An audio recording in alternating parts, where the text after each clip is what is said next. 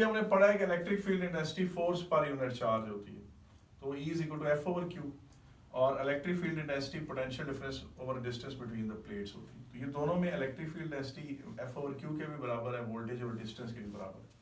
इन दोनों को अगर इक्वेट कर दिया जाए तो F over Q V over D के बराबर है, और इस क्यू को उस तरफ ले जाएं तो force between on any charged particle placed between two parallel plates F is equal to Q V over D के बराबर।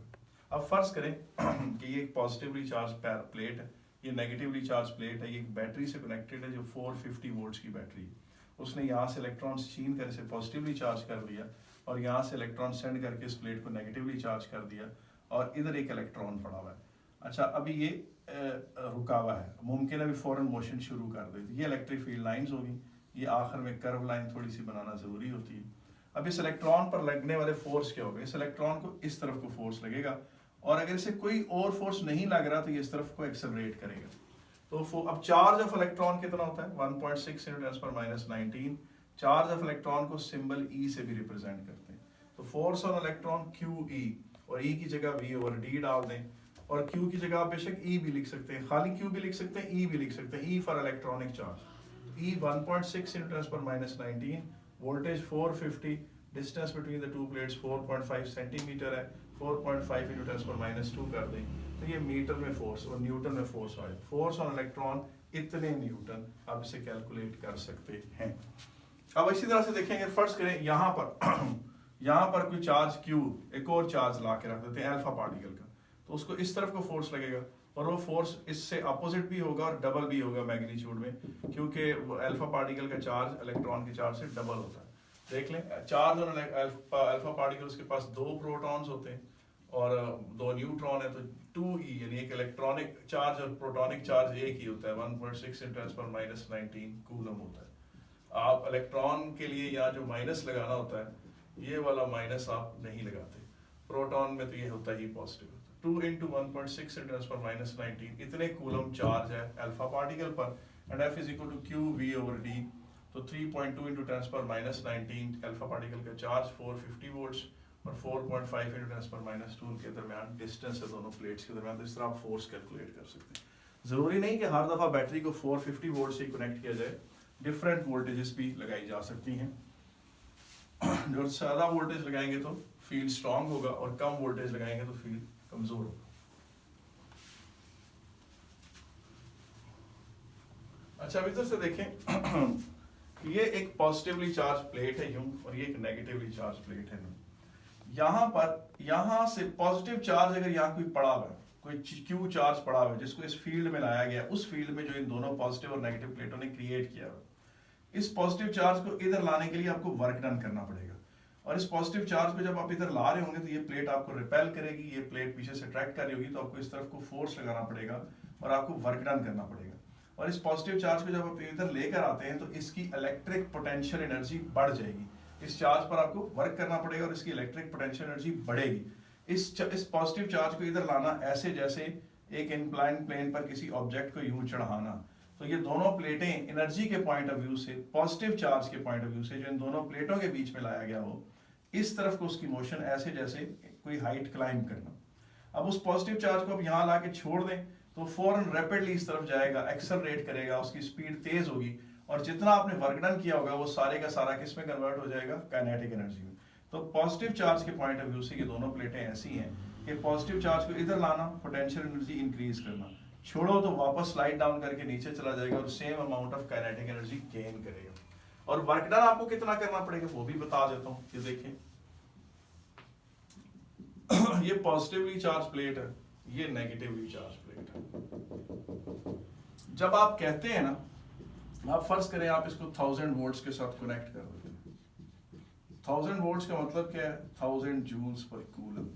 इसका मतलब ये है कि ये प्लेट इस कदर पॉजिटिवली चार्ज है, इस कदर पॉजिटिवली चार्ज, और ये प्लेट इस कदर नेगेटिवली चार्ज है कि एक +1 कूलम को अगर आप यहाँ से पकड़े और यहाँ लेकर आए और इसकी ये आपको रिपेल करेगा, वो पीछे से अट्रैक्ट करेगी, आपको वर्क डन करना पड़ेगा। तो +1 कूलम को यहाँ लाने के लिए आपको 1000 जूल्स का वर्क करना पड़ेगा। और यहाँ अगर +2 कूलम पड़ेगा और उनको आप यहाँ लेकर आ रहे हैं तो आपको 2 × 1000 वोल्ट्स का वर्क करना पड़ेगा। और अगर यहाँ पर +3 वोल्ट्स हैं और उनको आप यहाँ लेकर आ रहे हैं तो आपको 3 × 1000 वोल्ट्स का वर्क करना पड़ेगा, यानी 3 चार्ज और V वोल्टेज, 1000 जो है वोल्टेज, तो आपको QV वर्क करना पड़ेगा। और आप वैसे भी जानते हैं कि पोटेंशियल डिफरेंस किसके बराबर होता है, आपने O लेवल में पढ़ा था कि पोटेंशियल डिफरेंस वर्क डन और चार्ज के बराबर होता है।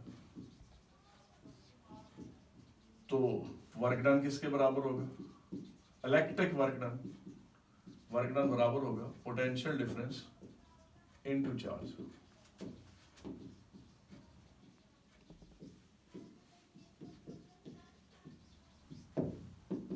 Voltage into charge.